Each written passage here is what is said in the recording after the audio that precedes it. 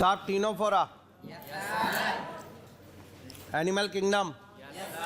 और animal kingdom के अंदर अगर मैं बात करूं तो मैंने वर्गीकरण का आधार पढ़ा दिया, पॉरीफेरा, सिलेंट्रेटा और टीनोफोरा भी पढ़ा दिया। टीनोफोरा में कुछ लिखाना बाकी, मैं लिखा रहा हूं, बाकी पढ़ा तो दिया मैंने सारा। टीनोफोरा पूर्णतः समुद्री, अरीय समेत, ऊतक संगठन, डिप्लोब्लास्टिक दोनों प्रकार का पाचन, blind sac body plan. Ctenophora पढ़ा रहे हम लोग। टीनोफोरा में गमन हेतु 8 कॉम्ब प्लेट्स, इसलिए टीनोफोरा को कॉम्ब जेली, सी वॉलनट, समुद्री अखरोट। टीनोफोरा टॉपिक है साहब। टीनोफोरा में लैंगिक जनन केवल लैंगिक जनन, एक जोड़ी ठोस स्पर्शक जिन पर लैसो कोशिका। टीनोफोरा में दंश कोशिका का अभाव। टीनोफोरा में समुद्र के पानी के अंदर निषेचन, इसलिए बाह्य निषेचन। सदस्य द्विलिंगी, लिंग पृथक नहीं होते, निषेचन बाह्य होता है, परिवर्धन अप्रत्यक्ष होता है। टीनोफोरा में लार्वा होता है। बोलो डन। ये पिछली क्लास का। अब इसमें से जो नहीं लिखा उसको लिखेंगे। स्टार्ट। अगला स्टार्ट। इनमें एक जोड़ी ठोस स्पर्शक उपस्थित, एक जोड़ी ठोस स्पर्शक उपस्थित जिस पर शिकार पकड़ने हेतु, शिकार हेतु लैसो कोशिका, लैसोसाल उपस्थित, लैसोसाल उपस्थित। इनमें दंश कोशिका नहीं होती, इनमें दंश कोशिका नहीं होती। अगला, इनमें लिंग पृथक नहीं होते, ब्रैकेट में द्विलिंगी, तथा निषेचन बाह्य होता है, निषेचन बाह्य होता है।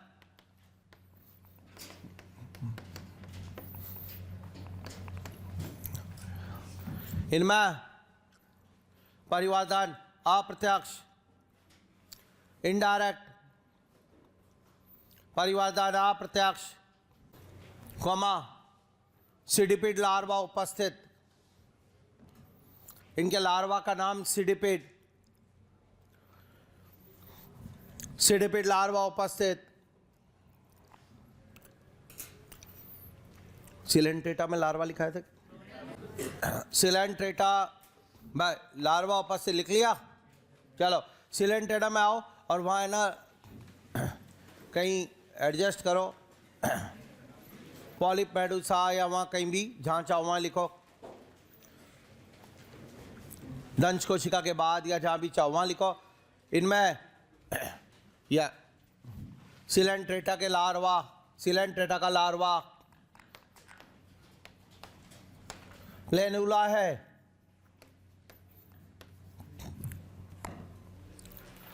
सिलेंट्रेटा का लार्वा प्लेनुला है। एक लाइन एडजस्ट कर दो वहां। चलो खत्म करो अब। टीनोफोरा, टीनोफोरा के एग्जाम्पल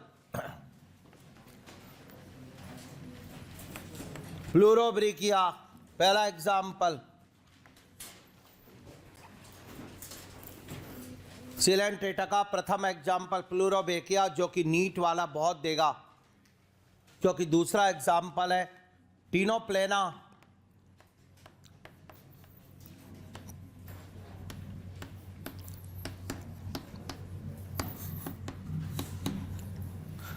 क्योंकि दूसरा एग्जाम्पल है टीनोप्लेना।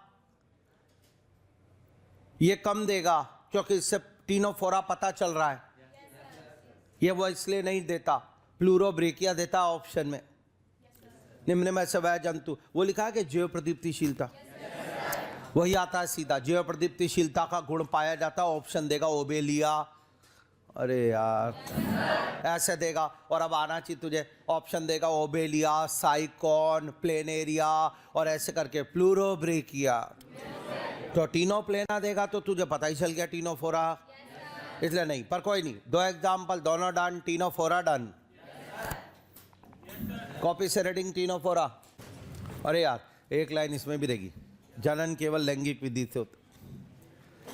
टीनो फोरा में एक लाइन और एडजस्ट करो कहीं, या तो जो आज चालू किया था वहीं से ठीक ऊपर, नहीं तो कहीं भी। इनमें जनन केवल लैंगिक विधि से, इनमें जनन केवल लैंगिक विधि से होता है, केवल लैंगिक विधि से होता है।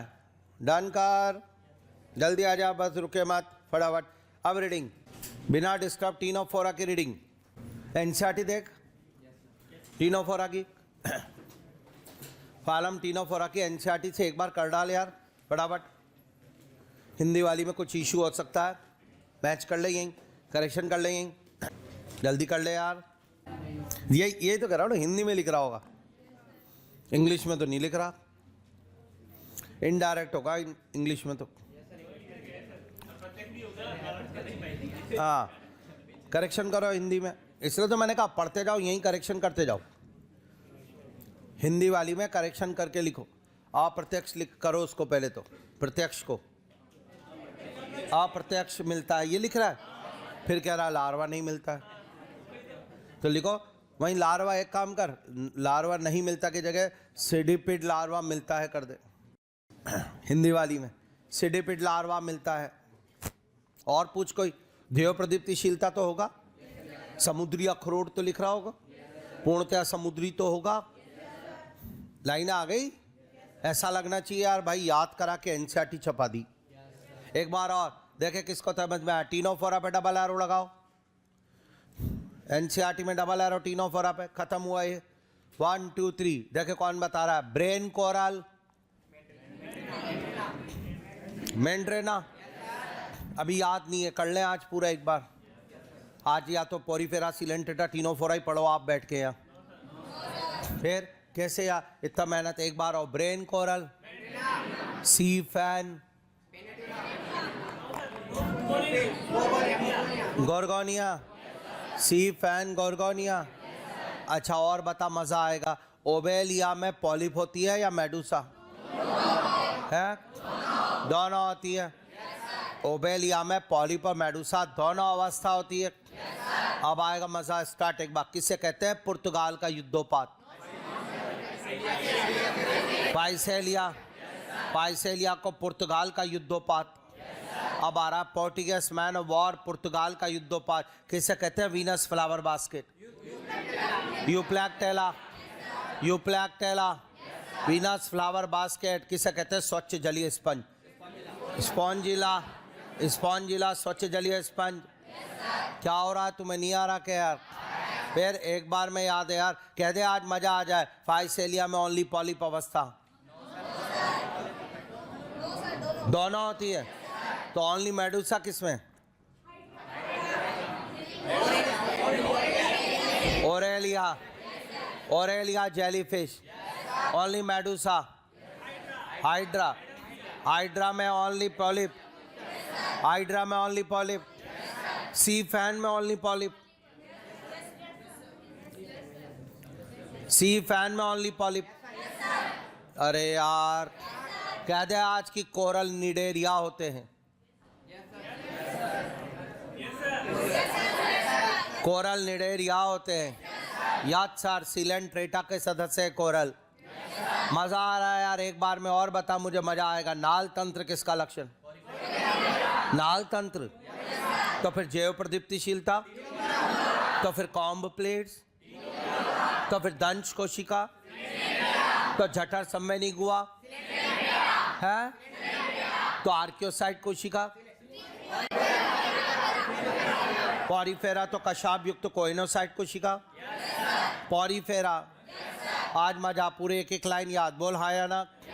यह है हमारे पास तैयार 3 फाइलम डन। वास्तविक खंडी भवन किसका लक्षण है? Annelida, arthropoda, Chordata. Annelida, arthropoda, Mollusca, Chordata, Mollusca खंडित। मोलस्का वास्तविक देख हुई है। क्या बात कर रहा, कंफर्म बोला कर यार। रेडियल सिमेट्री पाई जाती है। सील एंड टेटाटिनोफोरा इकाइनोडर्मेटा। कह दे अपूर्ण पाचन मार्ग मिलता है। सील एंड टेटाटिनोफोरा प्लेटिहेल्मिन्थेस। हाँ या ना? कह दे कूड़ दे गुई है। एस्केल्मेंथेस कूड़ दे गुई है। वाह याद। कह दे कि first time true coelom Annelida. अरे यार सर्वप्रथम वास्तविक देगुआ एनेलिडा। सर्वप्रथम गुदा एस्केल्मेंथेस। यार आपको पढ़ा मजा आ रहा? बोलो याद हुआ? 4 टॉपिक वर्गीकरण के आधार और 3 फाइलम। डन। वाइलम प्लेटिहेल्मिन्थेस एनसीईआरटी में करेक्शन कर लो। लार्वा होता है, लिख लिया। चलो अब स्टार्ट। प्लेटिहेल्मिन्थेस, फाइलम प्लेटिहेल्मिन्थेस। इसके जब सदस्य देखेगा स्टूडेंट्स, इसके अधिकांश सदस्य अंतःपरजीवी होते हैं, कुछ स्वच्छ जलीय भी होते हैं, मुक्त जीवी भी। जी हाँ, कुछ मुक्त जीवी हैं पर अधिकांश तो अंतःपरजीवी हैं, दूसरे जंतुओं के अंदर घुस के रहते हैं। इसके सदस्य जब निकाल के देखे तो ऐसा लगता है मेरे दोनों हाथों के बीच में एक सदस्य है, उसकी पृष्ठ सतह अधर सतह, मैंने उसको यूं पिचका दिया, पापड़ की तरह जंतु हो गया। चपटे क्रमी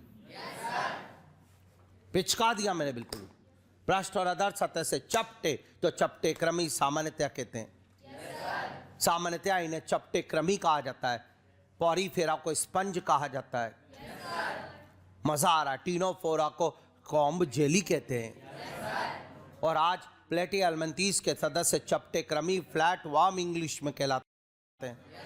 पृष्ठ अधर सतह पर चपटे, अधिकांश सदस्य अंतःपरजीवी, कुछ स्वच्छ जलीय। बोल डबल स्टार। और अब अगला स्टार्ट। जो बातें मेरे बेटे को पता उसकी बात करेंगे अब। टिश्यू लेवल क्या बात करें? आ गया क्या ऑर्गन? फर्स्ट टाइम आ गया क्या organ? Yes sir, first time organ आया है। सर्वप्रथम ऑर्गन शब्द का उत्पन्न हुआ है, नाम चपटे क्रमी। क्या दे ऑर्गन लेवल? क्या दे बायलैटरल सिमेट्री? क्या दे डिप्लोब्लास्टिक? ट्रिप्लो आ गया? आ गई मीजोडम? पहली बार मीजोडम चपटे क्रमी। वाह। आज के बाद bilateral symmetry, triploblastic, organ level. हाँ या ना यार? या इसके कुछ लक्षण जो मैं आपको पढ़ाना चाहता था, नाम है चपटे क्रमी। बिल्कुल बढ़िया वाला तैयार करेंगे स्टूडेंट। और ये मजा तो जब आए जब आप बोलो कि ब्लाइंड सेक बॉडी प्लान, अपूर्ण पाचन मार्ग। याद सर, इनमें भी एक छिद्र होता है, माउथ उसका नाम होता है, नीचे गुदा नहीं होती है। यस स्टूडेंट, इनके अंदर भी ब्लाइंड सैक बॉडी प्लान मिलता है, अपूर्ण पाचन मार्ग मिलता है। अब आएगा मजा। Double star acoelomate. ये टफ हो गया थोड़ा, तो सुना नहीं क्या? फिर एसिलोमेट, उंगलियों पे सर एनसीईआरटी वाला लाइन लिख रहा है, आप तो अभी बिना पढ़ाई बुलवा रहे हो। स्टार्ट। चैप्टर टॉपिक पढ़ाया नहीं और आपसे बुलवा रहा हूं। स्टार्ट। यस सर, अधिकांश सदस्य अंतःपरजीवी, सामान्यतः इन्हें चपटे क्रमी कहते हैं। ये bilateral symmetry, organ level, triploblastic, blind sac body plan, acoelomate है। हाँ या ना? एक्सक्रीटरी हो गया है? हो गया एक्सक्रीटरी। उसके भी आप पे अपना बेटा भी बताएगा। Flame cells. यार फ्लैम सेल्स। याद सर, इसके अंदर फ्लैम सेल मिलती है, प्यार से उसे प्रोटोनेफ्रिडिया कहते हैं। तो फ्लैम सेल प्रोटोनेफ्रिडिया उत्सर्जी अंग है इनका। चपटे क्रमी में मिलता है, रोटीफर्स में मिलता है, एम्फिऑक्सिस में मिलता है। ये एक्सक्रीटरी में बाकायदा एनसीईआरटी लाइन और आज प्रूव। इनमें उत्सर्जन हेतु क्या पाया जाता है? इनमें उत्सर्जन हेतु फ्लैम सेल ज्वाला कोशिका होती है। यह सब टॉपिक शुरुआत निया चपटे क्रमी की शुरुआत करिए, अच्छी बातें बताइए, 2-4 कैसे क्या। So start theory. प्लेटिहेल्मिन्थेस लिखना। स्टार्ट। सदस्य पृष्ठ अधर सतह से चपटे होते हैं। इसके सदस्य पृष्ठ अधर सतह से चपटे होते हैं। इसके सदस्य पृष्ठ अधर सतह से चपटे होते हैं।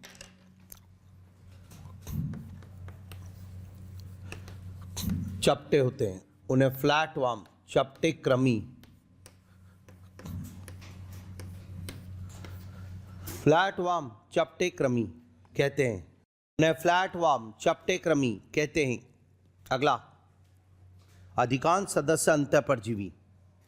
अधिकांश सदस्य अंतःपरजीवी, कौमा, कुछ स्वतंत्र जीवी, कुछ मुक्त जीवी होते हैं। कुछ मुक्त जीवी होते हैं। अगला स्टार कंप्लीट। अगला स्टार ऑर्गन लेवल, अंग स्तर संगठन। Organ level, comma, triploblastic, त्रिकोरकीय।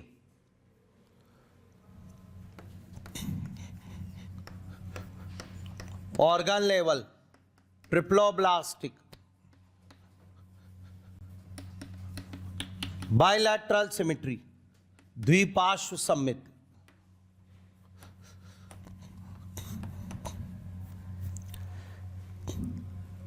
एक से अधिक तल से दो समान अर्धांशों में बांट सकते हैं।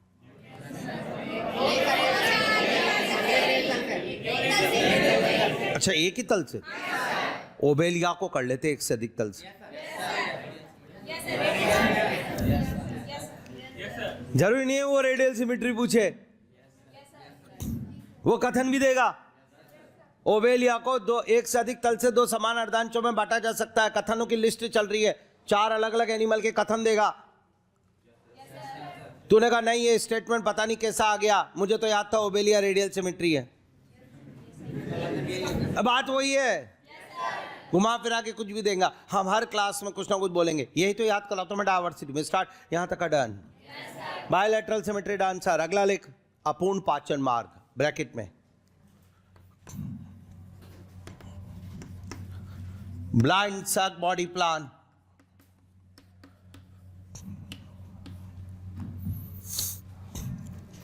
अपूर्ण पाचन मार्ग, ब्लाइंड सक body plan, bracket clause, comma, केवल मुख उपस्थित, एक छिद्र मुख उपस्थित, केवल मुख उपस्थित।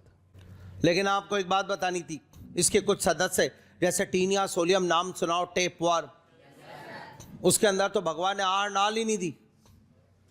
पाचन मार्ग का अभाव, शरीर की सामान्य सतह से पोषक के आहार नाल में रहता है और शरीर की सामान्य सतह से पचित भोजन को अवशोषित कर लेता है। ये मान लीजिए ये मेरी आहार नाल और उसके अंदर वो रह रहा है, ये रहा वो टीनिया सोलियम टेप वर्म, तो यह मेरा जो खाना जा रहा है उसको सीधे यहीं से अवशोषित कर लेगा, पचाएगा नहीं, पचाया भोजन ले लेगा।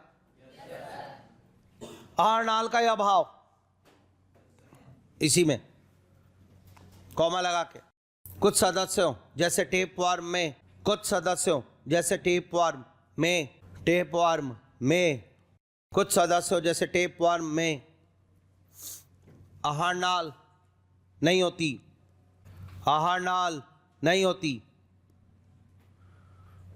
ये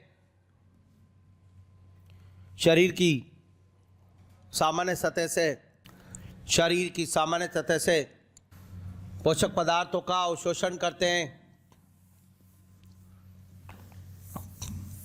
शरीर की सामान्य सतह से पोषक पदार्थों का अवशोषण करते हैं, अवशोषण करते हैं। डन। क्या बोलता है, बढ़िया याद, यहां तक का। अगला लेख, ए सिलोमैट, अद देगुये, ए सिलोमैट,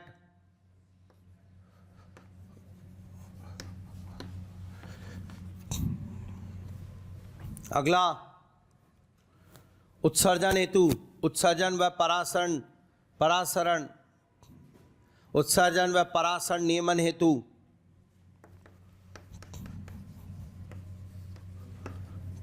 फ्लैम सेल्स, ज्वाला कोशिका,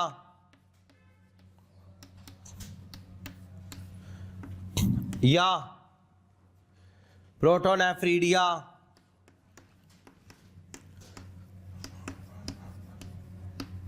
फ्लैम सेल्स, ज्वाला कोशिका या प्रोटोनेफ्रीडिया उपस्थित, उपस्थित ए सिलोमैट, अभी तक का चल रहा बढ़िया। प्लेटियलमेंथीज आपके द्वारा ही बुलवाया जा रहा है, बिल्कुल आराम से। अब नई चीज़ आएंगी इसके अंदर, ध्यान से देखेंगे सभी सदस्य। स्टार्ट। ये आरनाल है, उसके अंदर रहते हैं ये, और ये रहे ये। इनके सामने सबसे बड़ी दिक्कत आती है जिंदगी भर आहार नाल में रहने की। और वह रहने के लिए क्यों दिक्कत आती है? क्योंकि आहार नाल में क्रमाकुंचन होता रहता है आपके। जब भी आप खाना खाओगे, पानी पियोगे, आहार नाल में गति होगी, और क्रमाकुंचन से ये भी सरकते जाएंगे नीचे, जैसे भोजन सरक रहा है। तो ये तो मल के द्वारा 4 से 5 घंटे में बाहर निकल जाएंगे। इन्हें तो वहाँ रहना है, यानी इन्हें दिक्कत आती है सबसे ज़्यादा आहार नाल में चिपकने की। दिक्कत नंबर 2 आती है इन्हें, और वह आती है आपके भोजन में मौजूद, आपके पाचक रस में मौजूद एंजाइम। हम अच्छी अच्छी चीज का पाचन कर जाते हैं यार, हमारे एंजाइम कितने स्ट्रांग है अग्नाशी रस के। और ये भाई साहब ये अपने आरनाल में रह रहा है, इसका पाचन भी तो कर जाऊंगा मैं। सीधी सी बात है। क्यों नहीं खाते लोग नॉन वेज? वो क्या है, एनिमल? पाचन हो रहा है उसका। इसका मतलब कुछ करना पड़ेगा इसको इन 2 प्रॉब्लम के लिए। आया प्रॉब्लम नंबर 1 का सॉल्यूशन, और ये अपने पास रखते हैं हुक्स और सकर्स। जी हाँ, इनमें चषक होते हैं, सकर्स, वो यहाँ चिपक जाते हैं आरनाल की भित्ति से, ये लीजिए। और हुक्स होते हैं जो घुस जाते हैं मेरी आरनाल की वॉल में, भित्ति में, और अब ये आराम से उससे चिपक के लटक जाते हैं, कोई दिक्कत नहीं है। तो इनके पास डबल स्टार एक शब्द होता है हुक्स, और एक शब्द होता है इनके पास सकर्स। ये 2 शब्द बहुत जोरदार हैं, जो पोषक की आहार नाल से इनको चिपकाने में सहायक होते हैं, ताकि आराम से ये रह सकें। ओके सर, अगला बता भाई, और क्या है? इनके शरीर के ऊपर एक जोरदार मोटी क्यूटिकल का आवरण चढ़ा दिया गया है। अरे वाह सर, मोटी क्यूटिकल का आवरण, और उस आवरण को टेग्यूमेंट के नाम से बुलाया जाता है। टेग्यूमेंट ये, और वो टेग्यूमेंट पर पोषक के एंजाइम टकरा के निकल जाते हैं, इसका पाचन नहीं हो पाता। तो दोनों प्रॉब्लम सॉल्यूशन आ गया। एक का सॉल्यूशन हुक्स एंड सकर्स, एक का टेग्यूमेंट, और इस तरीके से आराम से रह रहे। बोलो डान। एक और बात बताता हूं, इनमें ये सदस्य द्विलिंगी होते हैं। क्या मैं कह दूं मोनोशियस? कह दूं मोनोशियस? तो सदस्य मोनोशियस होते हैं, द्विलिंगी। नर और मादा एक ही जंतु के अंदर देखने को मिलता है। पर फिर क्या दिक्कत है सर जी? इनमें निषेचन आंतरिक होगा। निषेचन आंतरिक होता है, इंटरनल फर्टिलाइजेशन मिलता है, और इनमें अप्रत्यक्ष परिवर्धन है, लार्वा मिलेगा। पर डबल स्टार एक नहीं अनेक लार्वा से गुजरकर फिर जीवन बनता है इनका पूरा। मान लीजिए जनरली क्या होता है, या अंडा, अंडे से सीधे या तो बच्चे जैसी रचना आ गई, तो उसे कहते हैं प्रत्यक्ष परिवर्धन, हटाओ। या फिर अंडा, उससे एक लार्वा आया, फिर लार्वा कायंत्रण करके वयस्क में बदला, अप्रत्यक्ष परिवर्धन, हटाओ। लेकिन इस बार अलग केस हुआ, अंडा, अंडे से एक लार्वा, फिर वो दूसरे में बदला, फिर वो तीसरे में बदला, फिर वो चौथे में बदला, चौथा वयस्क में बदला। यानी कि जीवन में कई लार्वा, अनेक लार्वा अवस्था गुजरने के बाद इनके अंदर वयस्क आता है। यह है इनमें। तो अप्रत्यक्ष परिवर्धन, अनेक लार्वा अवस्था, ये सब लक्षण। बोलो डान।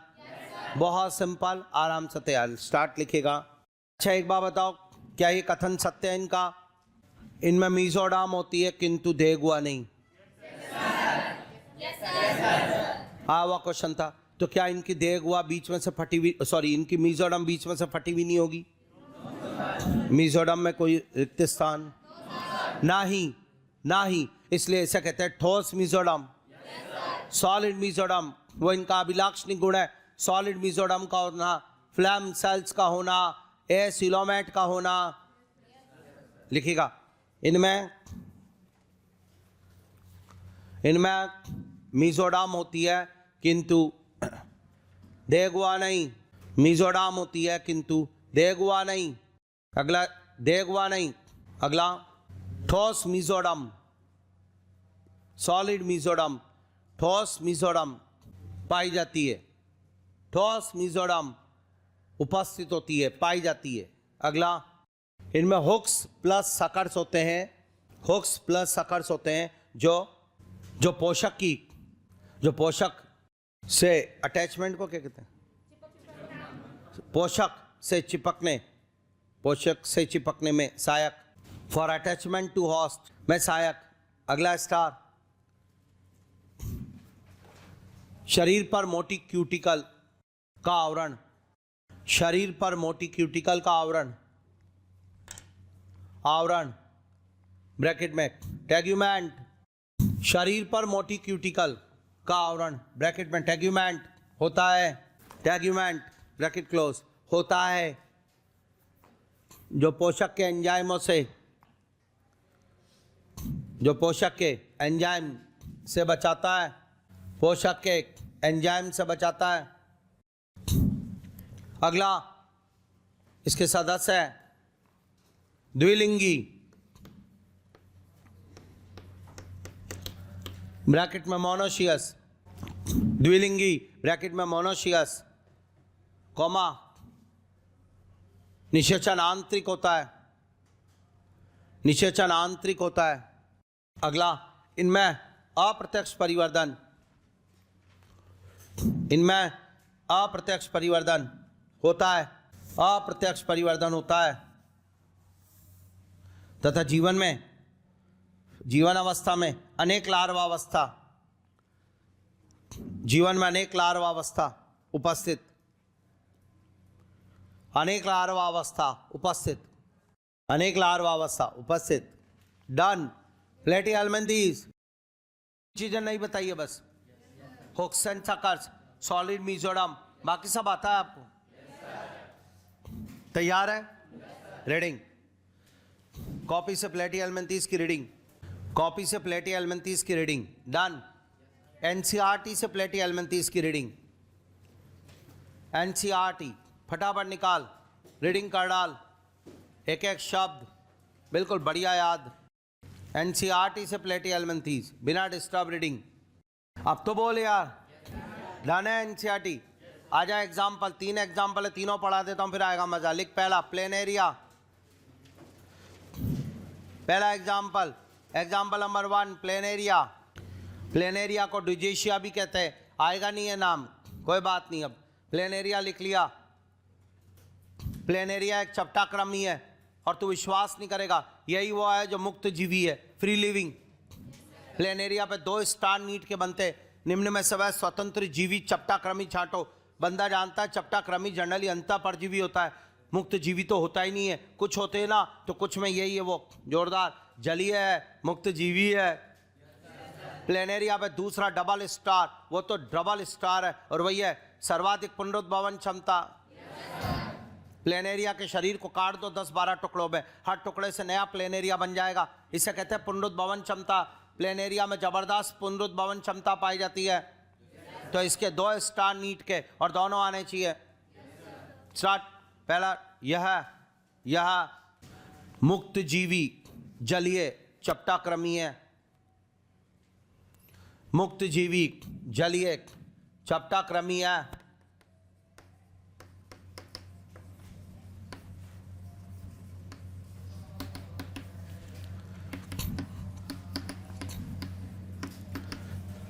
जलीय चपटाक्रमी है, इसमें पुनरुद्भवन की उच्च क्षमता होती है, इसमें पुनरुद्भवन की उच्च क्षमता होती है।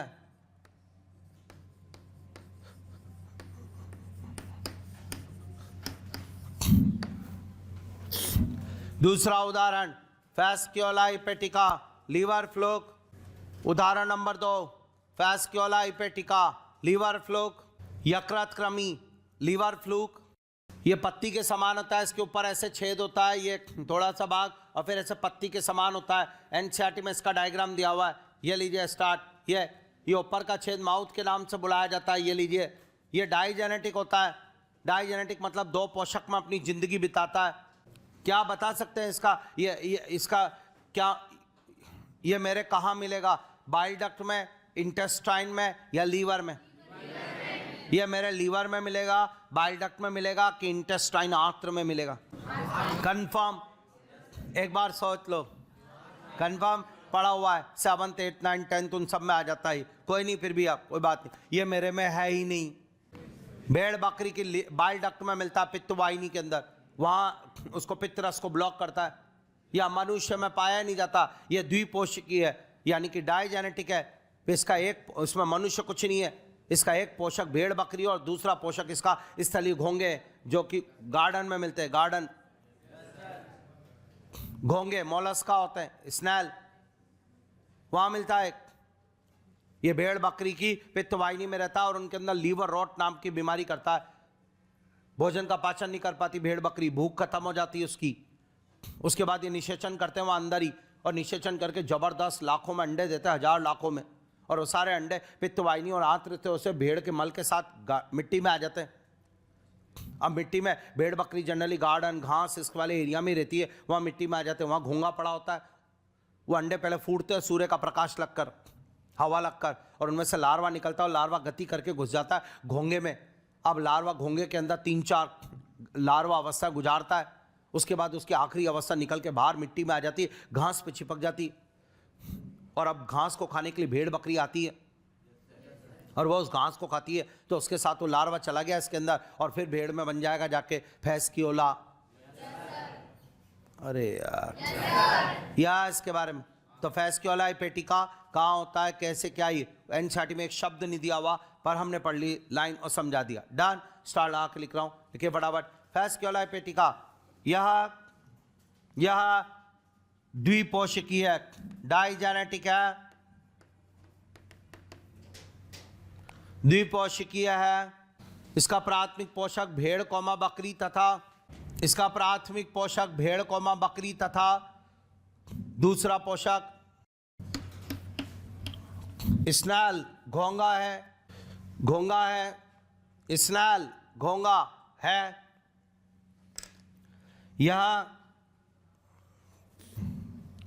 यह भेड़ की पित्तवाहिनी में रहता है। भेड़ की पित्तवाहिनी का अंतःपरजीवी है, भेड़ की पित्तवाहिनी का अंतःपरजीवी है।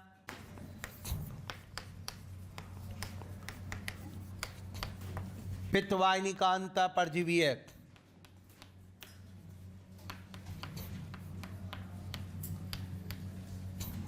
Taenia solium, pork tapeworm. तीसरा उदाहरण टीनिया सोलियम, पोर्क टेपवर्म, फीताकृमि, सामान्य भाषा में टीनिया सोलियम, टेपवर्म, फीताकृमि, पोर्क, सुअर का मांस, द्विपोषकीय है। इसका एक पोषक मनुष्य है। हमारी आंत्र का परजीवी, छोटी आंत्र का, हमारी छोटी आंत्र के अंदर रिबन के समान लटक रहा है, सफेद रंग का, जबरदस्त खंडों का बना, बहुत लंबा होता है। ये मान लीजिए आड़ नाल है मेरी, ये तो इस आड़ नाल के अंदर ऐसे करके यहाँ इसका एक भाग चिपक जाएगा और ऐसे करके पूरी आड़ नाल में लंबा रिबन। टीनियासिस नाम का एक बीमारी करता है हमारे में, फीताकृमि नाम से पुकारा जाता है। इसका दूसरा पोषक सुअर है, पिग, हमारे आड़ नाल में मिलेगा। इसके जो नीचे के खंड है उनको तोड़ तोड़ के फेंकता जाएगा थोड़ी थोड़ी देर में, थोड़े थोड़े दिनों में। उन खंडों में इसके अंडे भरे होते हैं, फूले हुए खंड होते हैं, उनमें इसके अंडे भरे होते हैं और वो अंडे बाहर निकल जाते हैं मल के साथ। अब जब मल जिस जगह पे गिरा वहां सूर्य का प्रकाश लगता है, हवा लगती, वो खंड फट जाते हैं, वो अंडे फट जाते हैं और लार्वा अवस्था आके मल में आ जाती। अब मल को जो है खाने का काम सुअर करता है, पिग, तो वो उसमें चला गया। नहीं आ रहा समझ, या वो उसके अंदर चले जाएंगे, ऑन्कोस्फेयर लार्वा पिग के अंदर पहुंच जाएगा, वो उसके लिए संक्रामक अवस्था है। और पिग की आंत्र से होता हुआ पिग की पेशियों में चला जाएगा, मांस में। जो है सुअर का जो मांस सबसे ज्यादा उसके पैरों के ऊपर होता है, 4 पैर के ऊपर गूदेदार मांस, वहां पर जाके वो लार्वा रहेगा और फिर नई लार्वा अवस्था में बदलेगा, सिस्टी सर्कस लार्वा। अब वो लार्वा वहां पड़ा हुआ है। अब अगर पिग को मार के खाया गया तो उसके मांस को खाएंगे और मांस में सिस्टी सर्कस लार्वा था तो मनुष्य में चला जाएगा और टीनिया सोलियम बन जाएगा। तो मनुष्य के लिए संक्रामक अवस्था सिस्टी सर्कस लार्वा है, जो पिग के सुअर की पेशियों पर पाया जाता है। जी समझ में नहीं आया? टीनिया सोलियम, टेपवर्म, पिग का फ्लैश, सुअर का मांस खाने वाले व्यक्तियों में जाएगी बीमारी, टीनियासिस। एक बात बताऊं आपको यार, सिस्टी सर्कस लार्वा का एक कैरेक्टर है बहुत जोरदार वाला, लार्वा जो होता है ना, उसका जीवन काल 7 दिन, 8 दिन, 10 दिन होता है। उसको उसी 8 दिन के अंदर अंदर दूसरा अपना पोषक नहीं मिला तो लार्वा वहाँ मर जाएगा। जैसे इससे पहले वाले की बात करें, घोंगे से निकल कर जो लार्वा आया वो घास पे चिपक गया। अब 7 दिन के अंदर उस घास को अगर भेड़ बकरी ने नहीं खाया तो वो लार्वा मर जाएगा। 25 दिन बाद आया ही भेड़ खाने के लिए उस घास को, तो वो लार्वा मरा हुआ, कोई बीमारी नहीं होगी। लार्वा रहता ही नहीं जिंदा, कोई लार्वा नहीं। सिस्टी सर्कस लार्वा दुनिया का एकमात्र लार्वा है जो 5 साल जिंदा रहता है। यानी किसी सुअर ने वो मल खाया जिसमें वो लार्वा था और वो गया, तो सिस्टी सर्कस लार्वा सुअर के अंदर बन गया, तो 5 साल तक जिंदा रह सकता वो।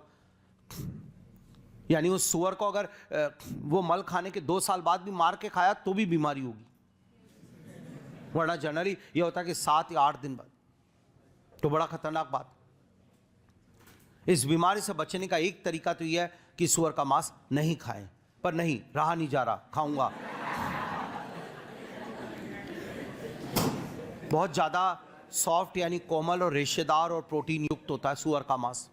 हिंदुस्तान में नहीं, लेकिन हिंदुस्तान में भी बहुत जगह खाया जाता है, बहुत प्रजाति के लोग खाते हैं, लेकिन सबसे ज़्यादा तो बाहर बहुत खाया जाता है। और इसको जो है क्योंकि इससे बहुत ज़्यादा प्रोटीन की मात्रा मिलती है और बहुत पचाने में बहुत आसान होता है, तो सुअर का मांस नहीं खाएंगे। तो ऐसी स्थिति में सिस्टी सर्कस लार्वा का एक कमी भी है, ये लार्वा हीट यानी ऊष्मा नहीं सह सकता। तो अगर इस मांस को अच्छी तरह पकाया जाए तो लार्वा मर जाएगा, या अर्धपचित भोजन जिसे कहते हैं वो नहीं। तो ये बीमारी आई थी कि टीनियसिस रोग का कारण है, और उसमें 2 ऑप्शन थे, पोर्क यानी सुअर का मांस। अब बंदे ने कहा सुअर के मांस से होता टीनियसिस, उसमें लिखा हुआ था पका हुआ सुअर का मांस, अर्ध पका यानी अर्ध पका, सेमी डाइजेस्टेड या अनप्रॉप कुक्ड बोलते हैं, तो उसे वो वाला मांस, तो वो अर्ध पका, उससे टीनियसिस रोग नहीं होगा, और सॉरी होगा। पूरी तरह पका लो तो फिर लार्वा मर जाएगा। यह है साहब, समझ आया? यह इसके बारे में एनसीईआरटी में नहीं है कुछ, कोई नहीं, हमने तैयार कर लिया, मुझे लगता है याद। टीनिया सोलियम लिखेगा, यह डाइजेनेटिक है, द्विपोषकीय, यह द्विपोषकीय, यह मनुष्य की छोटी आंत्र का अंतःपरजीवी है, मनुष्य की छोटी आंत्र का अंतःपरजीवी है। इसका दूसरा पोषक पिग सुअर है, इसका दूसरा पोषक पिग है, इसका दूसरा पोषक पिग है। मनुष्य के लिए इसकी संक्रामक अवस्था, मनुष्य के लिए इसकी संक्रामक अवस्था सिस्टी सर्कस लार्वा है, जो सुअर की पिग की ऐच्छिक पेशी पर होती है, जो सुअर की ऐच्छिक पेशी पर होती है। पिग के लिए, सुअर के लिए इसकी संक्रामक अवस्था ओंकोस्फेयर लार्वा है, सुअर के लिए इसकी संक्रामक अवस्था ओंकोस्फेयर लार्वा है, की संक्रामक अवस्था ओंकोस्फेयर लार्वा है। अगला स्टार, टेपवर्म में आहार नाल नहीं होती, टेपवर्म में आहार नाल नहीं होती तथा अवायवीय श्वसन होता है, अवायवीय श्वसन होता है, अवायवीय श्वसन होता है। डन, पढ़ा है साहब? प्लेटीहेल्मिन्थेस टफ हो गया क्या? 3 उदाहरण, प्लेनेरिया, टेपवर्म, लीवर फ्लूक, फैस्क्योला नाम से आएगा। फैस्क्योला में आंतरिक निषेचन मिलता है, कथन आ रहे हैं, फैस्क्योला में आंतरिक निषेचन मिलता है। फैस्क्योला द्विलिंगी है, फैस्क्योला द्विलिंगी है। फैस्क्योला सूडोसिलोमेट है, एसिलोमेट है। टेपवर्म एसिलोमेट है।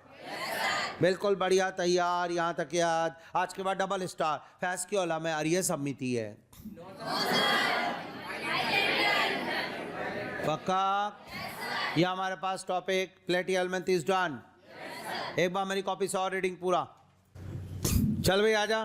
फाइलम एस्केल्मिन्थेस, डाइवर्सिटी, आगे बढ़ते जा रहे हैं। पोरीफेरा खत्म, सिलेंट्रेटा, टीनोफोरा, प्लेटीहेल्मिन्थेस, जल्दी तैयार। फाइलम एस्केल्मिन्थेस, एस्केल्मिन्थेस,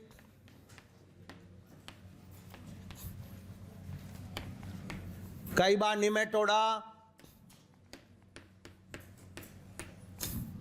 निमेटोडा नाम से, फाइलम एस्केल्मेंथीज, निमेटोडा नाम से। जब इनकी अनुप्रस्थ काटी तो पूरा सदस्य ऐसे गोल दिखाई दिया। सामान्य भाषा में कहते हैं राउंड वार्म। चपटे क्रमी वो थे फ्लैट वार्म, राउंड वार्म ये हो जाएंगे। आपका सपोर्ट अभी भी, इसके भी अधिकांश सदस्य अंत परजीवी होते हैं, पर कुछ सदस्य जो होता है वो इसमें भी मुक्त जीवी है। चलेगा सर? बाकी बातें बोलो सर। ऑर्गन सिस्टम लेवल, अब मैं समय बर्बाद नहीं करूंगा, फाइलम पढ़ना है, आगे बढ़ते जा रहे हैं। तुम्हें याद है organ system level? Sir bilateral, triploblastic, वाह मजा आ गया यार। तो कुछ भी कहो sir. Blind check body plan,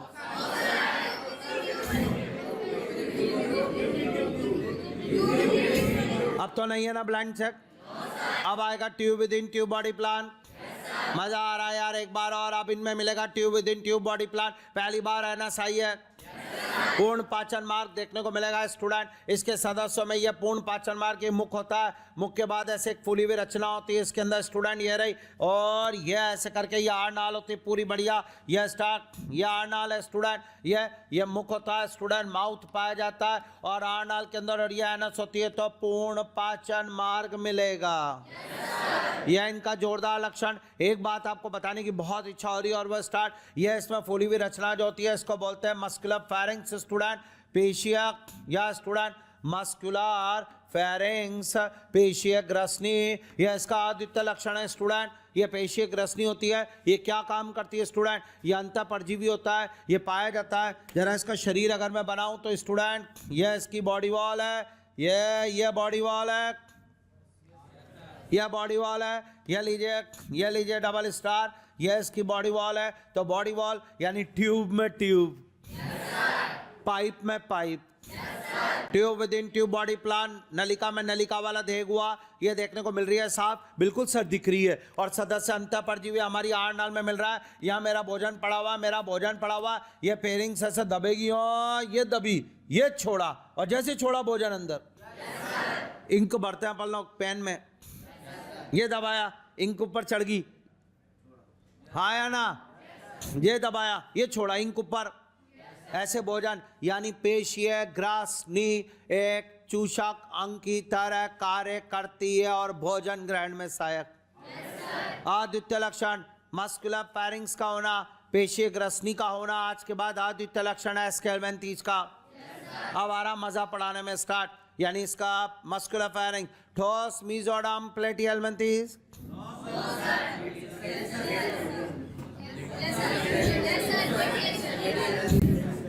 ठोस मेसोडर्म प्लेटिहेल्मिन्थेस, दंश कोशिका सिलेंट्रेटा, मस्कुलर फेरिंग्स एस्केल्मेंथेस, नाल तंत्र पॉरीफेरा, क्या कर रहा है? जैव प्रदीप्तिशीलता टीनोफोरा, गुहा प्लेटिहेल्मिन्थेस, एसिलोमेट प्लेटिहेल्मिन्थेस। आपको नहीं आ रहा है यार समझो आज मेरे बेटे, मैं कह रहा हूँ धीरे आगे बढ़ता चल, शब्द दूंगा और तू बताएगा किस फाइलम में मिलता है, किस जंतु में मिलता है। ऐसा जोरदार तैयार करते चल रहे। इसके लिए मेरे को बार बार बीच में बोलना पड़ेगा, जो तेरे को मेरे साथ बोलना, क्लास अटेंड करनी है। कोइनोसाइड कोशिका, पॉरीफेरा, अरे यार, दंश कोशिका, सिलेंट्रेटा, नीडोब्लास्ट कोशिका, सिलेंट्रेटा, कॉम्ब प्लीट्स, टीनोफोरा, ठोस मेसोडर्म प्लेटिहेल्मिन्थेस, ज्वाला कोशिका प्लेटिहेल्मिन्थेस। बढ़िया याद, बढ़िया। मस्कुलर फेरिंग्स एस्केल्मेंथेस, मजा आ रहा है याद। आगे बढ़ना चाहूंगा, इसका और कोई जोरदार लक्षण बताता हूं। सूडोसिलोमेट, सदस्य कूड़देह गुये होते हैं, सूडोसिलोमेट होते हैं। ये इसके बारे में स्टूडेंट और बताना चाहूँगा, सबका सपोर्ट चाहिए स्टूडेंट। यहाँ पर इसकी देह भित्ति से चिपक कर ऐसे नलिका होती है स्टूडेंट, ये लीजिए, ये नलिका ऐसे, एक इधर भी एक इधर भी, ये लंबी अनुदैर्घ्य नलिका होती है स्टूडेंट, ये लंबी अनुदैर्घ्य नलिका होती है। ये लीजिए, and this is called longitudinal excretory canal, अनुदैर्घ्य उत्सर्जी नलिका।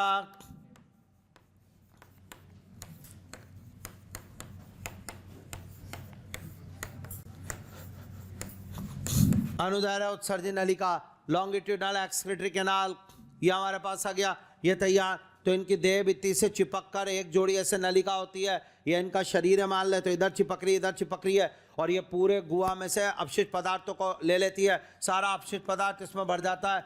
ये लीजिए अपशिष्ट पदार्थ, तो ये उत्सर्जन के लिए काम करती है अनुदैर्घ्य उत्सर्जी नलिका। और उसके बाद एक बात बताऊं, शरीर के आगे वाली सतह पर आहार नाल के नीचे या ये एक पाइप के द्वारा जुड़ रही होती है, ये रहा वो पाइप, ये इधर भी ये एक अनुप्रस्थ नलिका। यानी सच बात बता, ये ऐसा दिख रहा है, ये रही आहार नाल। अगर मैं उठा दूं अभी हटा दूं तो यों एच आकार का उत्सर्जित तंत्र, गोल क्रमी राउंड वम का लक्षण। एच आकार का उत्सर्जित तंत्र पाया जाना राउंड वम का लक्षण। मजा आ रहा है यार। यह इनके अंदर तो उत्सर्जन हेतु अनुदैर्घ्य उत्सर्जी नलिका होती है। इनकी देह भित्ति में भी वर्तुल और अनुदैर्घ्य दोनों प्रकार की पेशियां पाई जाती है जो गति करवाती है। तो इस तरीके के कुछ लक्षण, कुछ समझ में नहीं आ रहा है, याद हुआ? यह मैंने पढ़ा है कि इंपॉर्टेंट लाइन जो आपको यहां तक एक बार और सर। हाँ, इन्हें सामान्यतः राउंड वर्म कहते हैं। ओके सर, ये इसके भी अधिकांश सदस्य अंतःपरजीवी हैं। ओके सर, ये कूड़ देग हुई है। हाँ ठीक है। बायलैटरल सिमेट्री ट्रिप्लोब्लास्टिक है। ठीक है। इनमें अंग तंत्र संगठन। हाँ ठीक है सर। इनमें हाँ पहली बार एनएसआई है। पूर्ण पाचन मार्ग मिलेगा। इसे tube within tube body plan कहते हैं। इनका अभिलाक्षणिक गुण पेशीय ग्रसनी का पाया जाना है। Done start. इन्हें सामान्यतया राउंड वर्म, गोल क्रमी, सामान्यतया राउंड वर्म, गोल क्रमी कहते हैं। गोल क्रमी कहते हैं। अगला स्टार, अधिकांश सदस्य अंतःपरजीवी। अधिकांश सदस्य अंतःपरजीवी कौमा कुछ मुक्त जीवी है।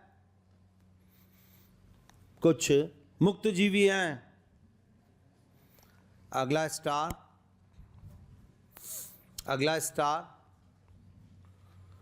अंग तंत्र संगठन स्तर, ऑर्गन सिस्टम लेवल। अंग तंत्र संगठन स्तर कॉमा बाइलैटरल सिमेट्री, द्विपार्श्व सम्मिति कॉमा ट्रिप्लोब्लास्टिक। अगला स्टार, डबल स्टार, सदस्य कूड़ देग हुई है। सूडो सिलोमैट, सदस्य कूड़ देग हुई है। सूडो सिलोमैट। अगला कूड़ देग हुई है सूडो सिलोमैट। अगला नेक्स्ट, कूड़ देग हुई है सूडो सिलोमैट। नेक्स्ट, पूर्ण पाचन मार्ग, कंप्लीट डाइजेस्टिव ट्रैक्ट, पूर्ण पाचन मार्ग उपस्थित, ब्रैकेट में tube within tube, tube within tube body plan, tube within tube body plan. अगला, इनका अभिलाक्षणिक गुण है पेशीय ग्रसनी का होना। इनका अभिलाक्षणिक गुण है पेशीय ग्रसनी का होना जो भोजन अंतर ग्रहण में सहायक है। अगला स्टार,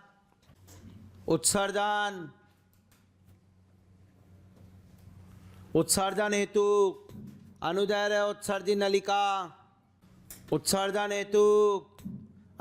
उत्सर्जी नलिका। ब्रैकेट में नॉलेज के लिए ऐसे ही एच आकार, रेनेट कोशिका। पूरा उत्सर्जित तंत्र एक रेनेट कोशिका से बनता है। मॉड्यूल के क्वेश्चन के चक्कर में नहीं तो जरूरत नहीं है, हट गया। मॉड्यूल करोगे क्वेश्चन पूछोगे, इसलिए ब्रैकेट में कुछ नहीं है। एनसीईआरटी में लाइन ही नहीं है। स्टार्ट।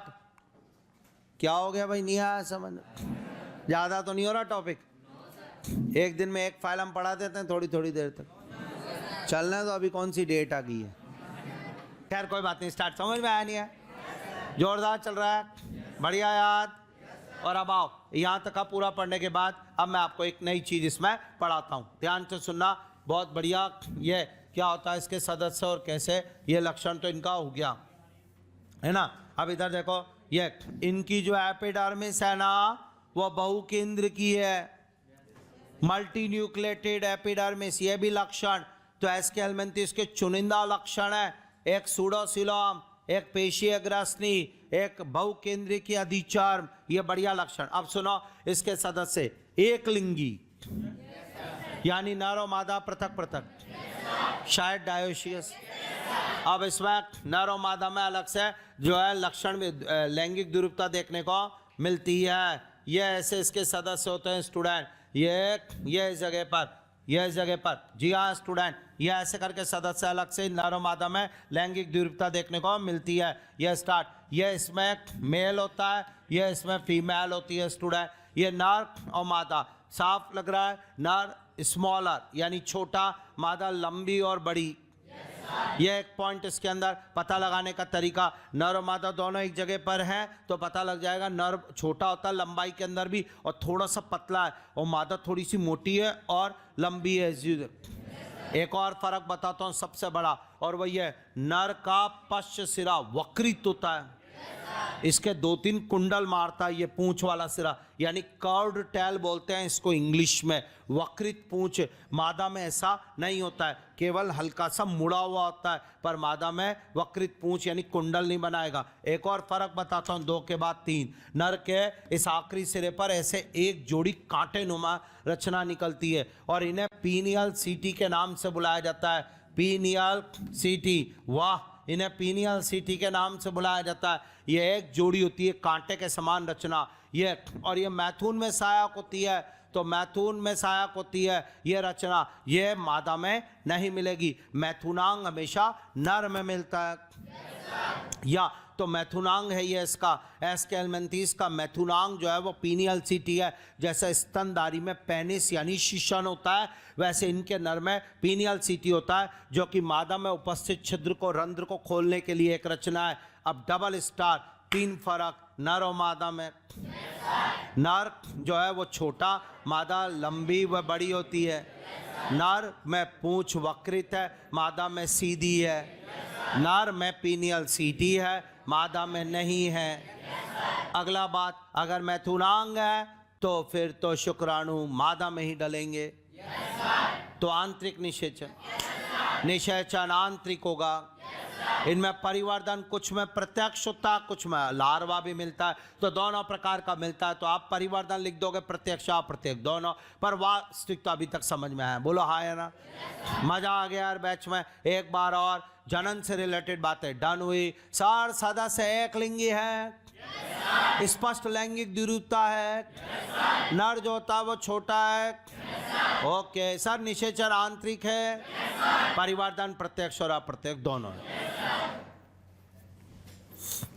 इनमें अगला स्टार, इनमें बहुकेंद्र की अधिचर्म, मल्टी न्यूक्लिएटेड एपिडर्मिस, बहुकेंद्र की अधिचर्म मिलती है।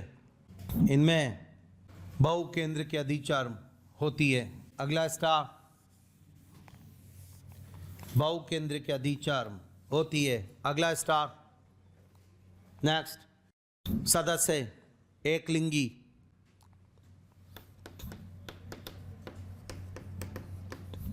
ब्रैकेट में डायोशियस, सदस्य एक लिंगी, ब्रैकेट में डायोशियस है, डायोशियस है। इनमें स्पष्ट लैंगिक द्विरूपता, इनमें स्पष्ट लैंगिक द्विरूपता मिलती है, स्पष्ट लैंगिक द्विरूपता मिलती है, मिलती है।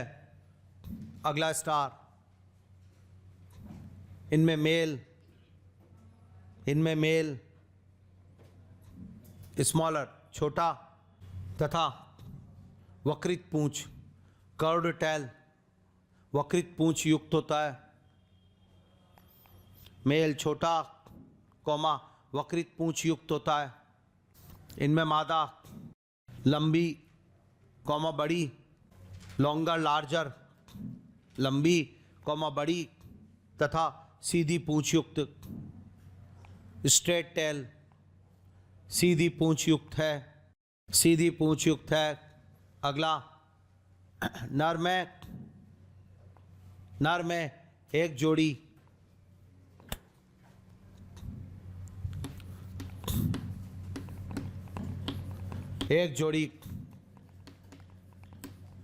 पीनियल काय, एक जोड़ी पीनियल काय रचना, पीनियल सिटी, एक जोड़ी पीनियल काय,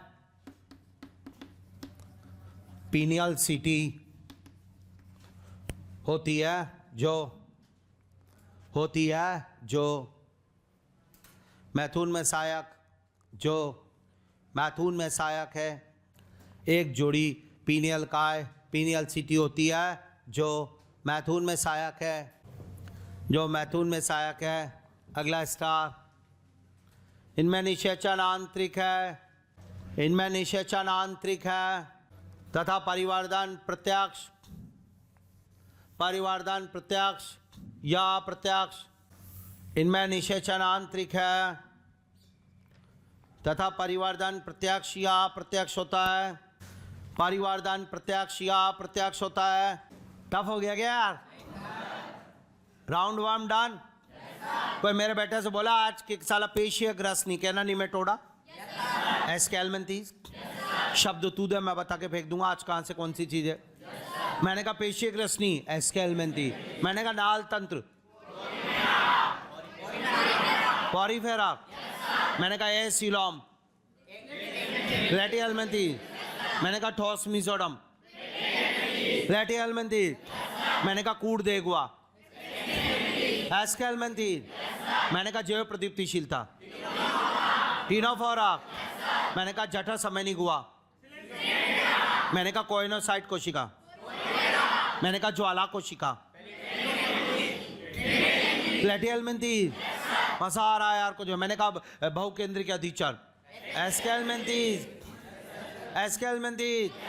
मजा आ रहा है यार, याद कुछ भी पूछ लो आज। अभी तक फाइल हम चल रहे तैयार। So start. इसके एग्जाम्पल, और पहला example famous Ascaris roundworm. Ascaris इसी को कहते हैं roundworm. Human health and disease के चैप्टर के अंदर आता ही है, कोई बात नहीं। अभी भी ये हमारी छोटी आंत्र का परजीवी है, मोनोजेनेटिक है, एकल पोषी है। इसका संक्रमण हमारे शरीर में दूषित जल और भोजन से होता है। बिना धोई हुई सब्जियां, फल, इनको खाने से ये जनरली जाता है हमारी छोटी आंत्र में रहता है। गजब नंबर बढ़ाता है, अपने पूरी आंत्र को ब्लॉक कर देता है। इंटेस्टाइनल ब्लॉकेज इसका लक्षण है। आज जबरदस्त पेट में दर्द होता है और इंटेस्टाइनल ब्लॉकेज, आंत्र में से भोजन गुजरना मुश्किल हो जाता है, इतने बढ़ जाते हैं। मैंने इसका यूट्यूब पर जब देखा तो मुझे खुद को विश्वास नहीं हुआ। आदमी में जब पूरी तरीके से नहीं निकल पा रहा होता तो इसमें आंत्र को निकाल के उसको काट के देखते तो ऐसे पूरे पतले पतले धागे गिरते हैं, इतने सारे, पूरा गुच्छा भरा हुआ होता है पूरी आंत्र में, जगह नहीं छोटी आंत्र में। ऐसा रहता है। एस्केरियासिस नाम का एक रोग कर देता मनुष्य के अंदर जी, और इसका संक्रमण हमारे अंदर आता है दूषित जल व भोजन से। बच्चों में ज्यादा होती है बीमारी, क्योंकि बच्चे जो होते हैं वो जो है बिना धोए कोई चीज खा लेंगे, या फिर मिट्टी में खेलते हैं और मुंह में उंगलियां देते हैं, और बिना हाथ खेल के आएंगे और बिना हाथ धोए खाना खाया जी। रेत में, मिट्टी में इसके लार्वा, इसका अंडा मिलते हैं, और वो रेत से मिट्टी से खेल कर आए और आते बस बिना हाथ धोए खाना खाया, या फिर मुंह में उंगली लिए करा, जैसे तो चला गया इसका लार्वा। यह इसलिए बच्चों में ये संक्रमण ज्यादा होता है। एस्केरियासिस। डन। स्टार्ट। लिखिएगा। यह एकल पोषी है, मोनोजेनेटिक है। मोनोजेनेटिक है। यह मनुष्य की छोटी आंत्र का अंतःपरजीवी है। मनुष्य की छोटी आंत्र का अंतःपरजीवी है।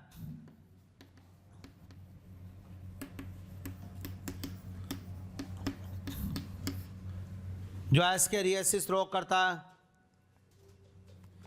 मनुष्य की छोटी आंत्र का अंतःपरजीवी है जो एस्केरियासिस रोग करता है, एस्केरियासिस रोग करता है, इसका संक्रमण दूषित जालो भोजन से होता है।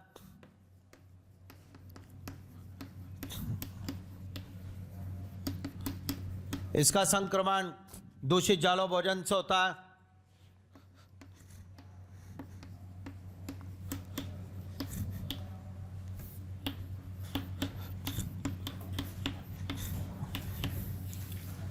एनसाइक्लोस्टोमा, हुकवर्म, उदाहरण नंबर 2। एनसाइक्लोस्टोमा, हुकवर्म, उदाहरण नंबर 2। ऐसे कॉमा लगाते हैं ना, हुक की तरह, ऐसा दिखाई देता है, मिट्टी में मिलता है। एकल पोषी है, हमारी आंत्र का परजीवी है, रक्त वाहिनियों में रहता है, आंत्र की रक्त वाहिनी में, मूत्राशय की रक्त वाहिनी में, और हमारा खून चूसने का काम करता है। एनीमिया होता है, एनीमिया गजब, इसकी वजह से बहुत अंदर।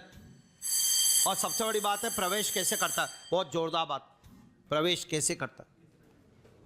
प्रवेश करता है हथेली और तलवों की त्वचा से भेद कर। मिट्टी में नंगे पैर, गार्डन में नंगे पैर, बच्चे खेल रहे हैं, बच्चों की त्वचा बड़ी पतली होती है, तलवे की, नंगे पैर हैं। ये मजदूर के बच्चे वगैरह ऐसे नंगे पैर चल रहे होते रोड पे, वहां किनारों पे रहता है, मिट्टी में रहता है, गार्डन में नंगे पैर, और खड़ाक से घुस जाएगा त्वचा को भेद कर, और इतना तेज गति से जाता है कि यहां तक आ जाता। पैर मोड़ के देखा जब तक तो ये ऐसा लगता है कांटा चुभा, खून टपक, कोई बात नहीं, कांटा चुभा, कोई दिक्कत, और अंदर चला जाएगा, और अंदर जाके पूरी आंत्र के पीछे वाली भाग में, आंत्र की भित्ति में जाके ये और रक्त वाहिनियों को में छेद करके खून चूसने का काम करे। एनसाइक्लोस्टोमियासिस रोग कहते हैं उसको, जबरदस्त एनीमिया। कोई लक्षण ही नहीं आएंगे बच्चे में यार।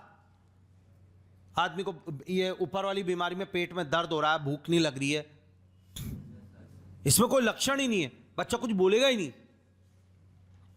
खाना खा रहा क्योंकि वो आंत्र को अवरोध थोड़ी कर रहे हैं। पेट में दर्द हो रहा है, नहीं हो रहा, उल्टी हो रही है, नहीं हो रही, बुखार आ रहा, नहीं यार, क्यों डॉक्टर को दिखाएं।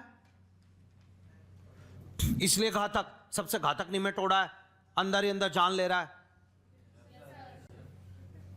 खून चूस जाएगा पूरा, अपने नंबर बढ़ाएगा भयंकर, और सब भित्तियों में छेद करके, रक्त वाहिनियों में छेद कर करके खून चूसेंगे।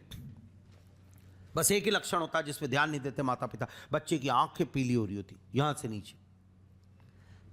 अचानक एक दिन गिर गया, डॉक्टर के पास लेके भागे, डॉक्टर ने कहा ब्लड टेस्ट कराओ, हीमोग्लोबिन साला 5, हीमोग्लोबिन 6। डॉक्टर कहते कि इसकी क्या खून रक्त हानि हुई है क्या, कहीं नहीं रोक सब, कुछ भी नहीं, बिल्कुल सही है, पिछले 20 दिनों में कुछ भी नहीं हुआ इसका। अब जांचें कराई तो आंत्र की भित्ति में छेद ही छेद, खून ही खून निकल रहा है।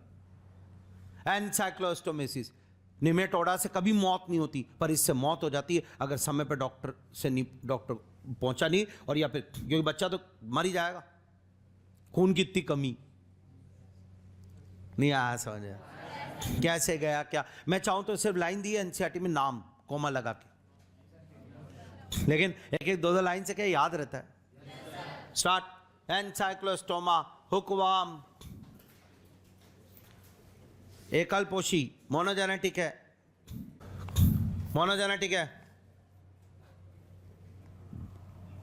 मनुष्य की आंत्र की रक्तवाहिनी का परजीवी है, आंत्र की रक्तवाहिनी का परजीवी है, मनुष्य की आंत्र की रक्तवाहिनी का परजीवी है, का परजीवी है। डन। बाकी कैसा है क्या? एक रह गया, बाकी कंप्लीट हो गया, कोई बात नहीं। पहले बताओ यहां तक याद हुआ नहीं हुआ? मुझे लग रहा है समझ में आ रहा है। एक लास्ट रह गया, वाउचर एरिया, मुश्किल से 2 मिनट कम पड़ गए, कोई बात नहीं, 2 से 3 मिनट, कोई बात नहीं, उसको करवा लेंगे। वाउचर एरिया पहले बताओ, आज जो पढ़ा है समझ में आया? तो हमारे पास ये एस्केलमेंथीज वाला है, एक बार बिना डिस्टर्ब रीडिंग एस्केलमेंथीज। चलिए, ओके, थैंक यू।